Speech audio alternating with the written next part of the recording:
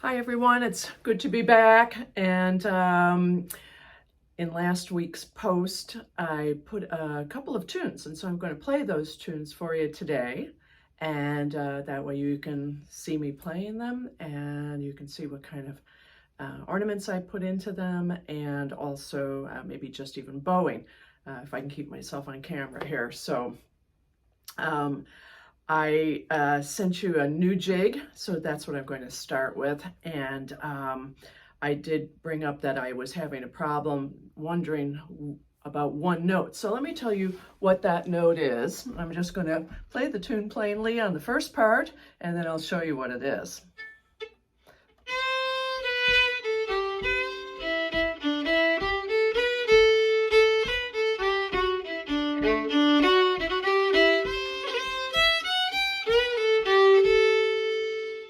And here it is. So this is what I've written down in the music that I sent to you. So it's A, G, B, A, G, and then the eighth measure. So I've really been tackling today, what is it about that spot that's kind of strange to me, or can work, and then sometimes it does, sometimes it doesn't. And I'm finding that it really has to do with where I'm thinking chords in my head when I get to that spot. So it can work, and in another case, I prefer to use a D.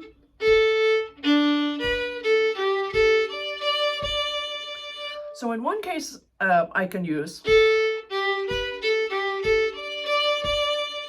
and then in another case, depending on the chord that I'm thinking in my head, can be. And I'll even be a little bit more specific. If I use the open D, I've been finding that I really want to play 3/8 notes there. So here's what I'm thinking, is that I'm coming along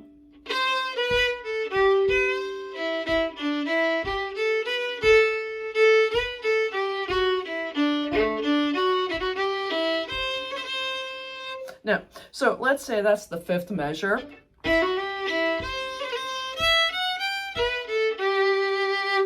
So if I think about stressing this chord here,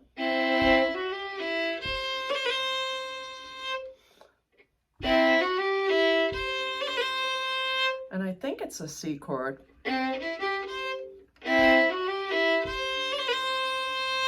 if I think of an A chord here,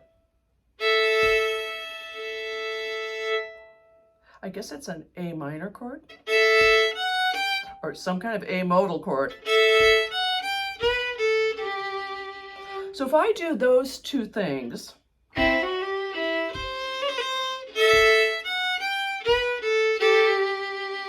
then I want to go. And maybe there is something about just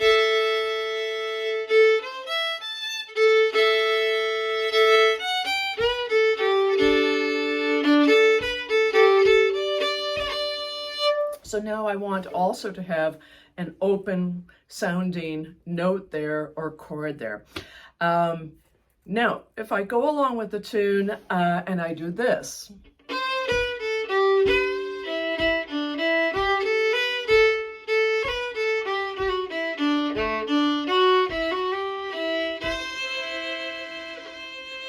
so now I'm playing that C in that spot, or at least I'm emphasizing it there.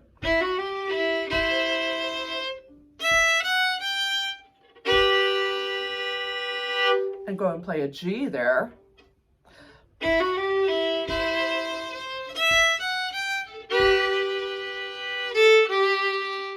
Now I want to go A to G.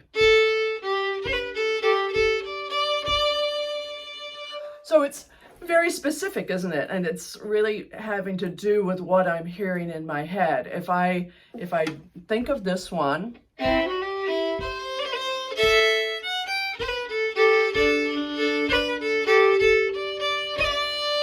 if I think this one,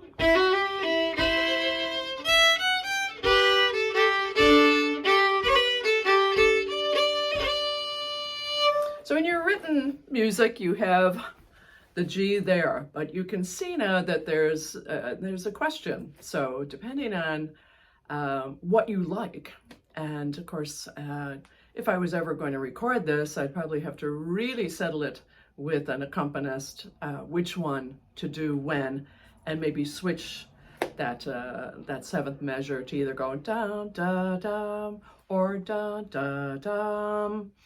Interesting. So here is that jig, and I'm going to play it slowly first, and then I'm going to play it up to speed. And I hope you like this tune. I'm pretty happy with it.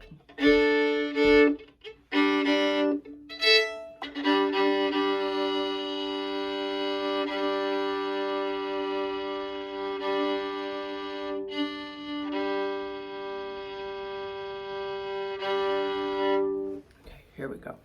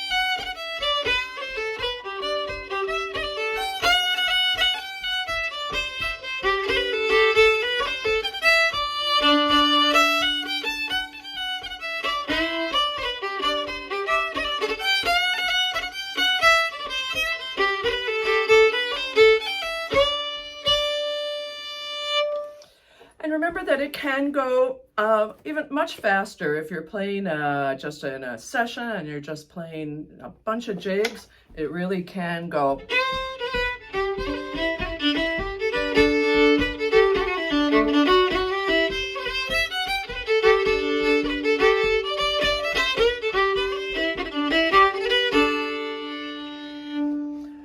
So have fun with it.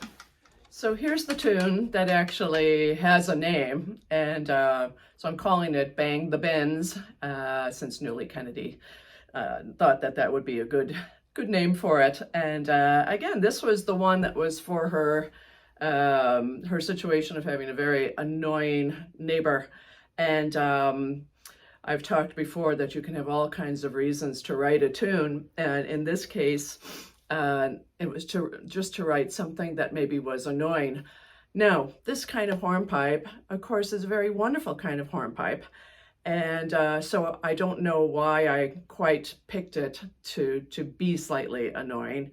But hopefully some of you maybe went down that page of music that I sent you out of Cole's Book of Music, and in the case of what I sent you that Mammoths collection that was done by Patrick Sky many years later. I think it's on Mel Bay Music Company's website there. But anyway, there are really some mad hornpipes in there, and a workout. So this was meant to be a little bit of a workout.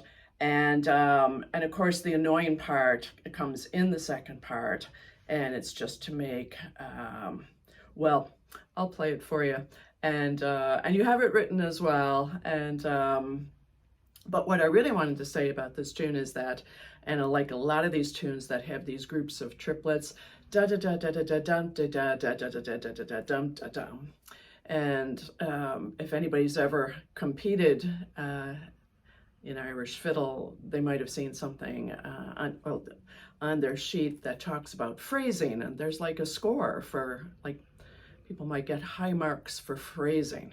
And if you're wondering what that is, this is kind of a perfect spot, because in the second part, if I can grab this for you,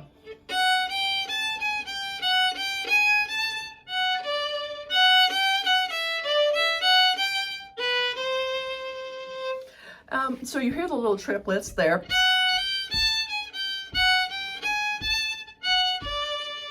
And indeed, they can be 1, 2, 3, 1, 2, 3, dum ba da da, 1, 2, 3, 1, 2, 3, bum bum bum. But they can also choose to be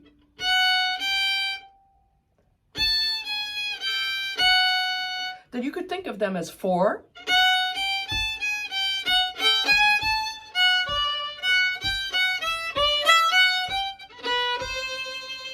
So hopefully I stressed that well enough. I'd say you saw the body language there. But just in those groups of 3s, like, one could be a real group of 3. The other one you can extend into that 4th note and then answer it with 2 or 3. And you can also da da da da da da da da da. So you could leave that first of the 3 groups of 3s on its own. You could do that back to back to back. You could go bum da da dum da da dum da dum. You can go da da da da da da da da dum. You can go da da da da da da da da dum. So probably know this anyway, but this is where you can be just a little creative without changing the notes. Now, so I'm going to play the tune slowly, and then I'll play it kind of up to speed. I haven't been playing much, so we'll see how this goes. Not so much a challenge, I think, for the left hand as it is kind of like keep my right hand straightened out. So I'll be happy to play it slowly first. So yeah, I'll signal when that annoying thing happens, which I think is good fun.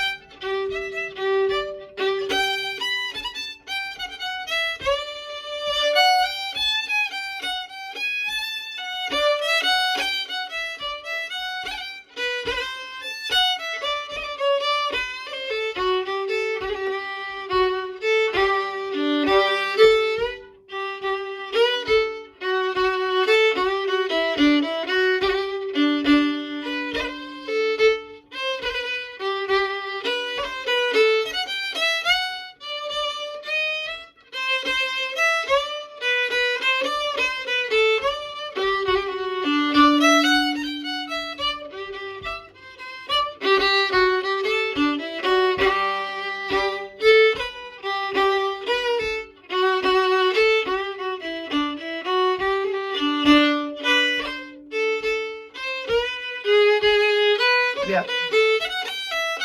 Yeah.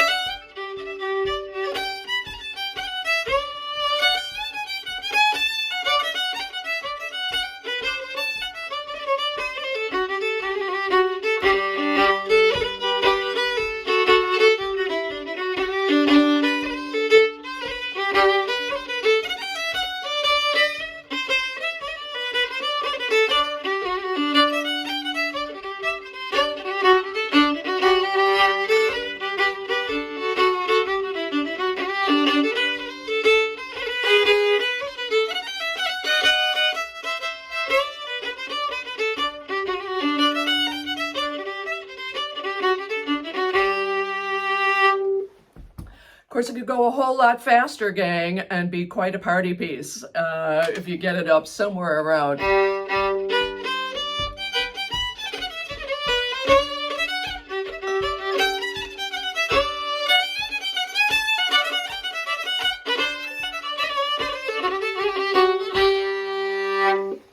So go for it and enjoy this week. I'm really happy to be feeling better, and hope you all are doing good too. It's Memorial Day over here in the States. Have a good Memorial Day, everybody, and everybody around. Otherwise, have a lovely weekend, and I'll see you next week.